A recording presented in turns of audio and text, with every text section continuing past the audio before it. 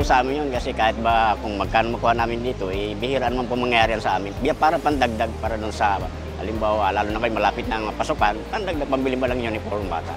Maraming salamat po kay Senator Joel Villanueva para po sa ayuda na ibigay namin. Matanggap namin ngayon. Maraming salamat. Magagamit po namin ito sa pang-araw-araw namin gastusin. Maraming salamat po kay Senator Joel Villanueva.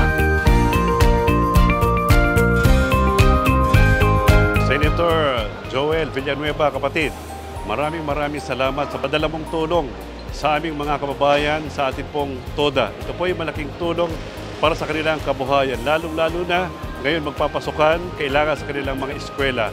Kaya muli, kapatid, maraming salamat. Maraming salamat, Senator Joel Villanueva!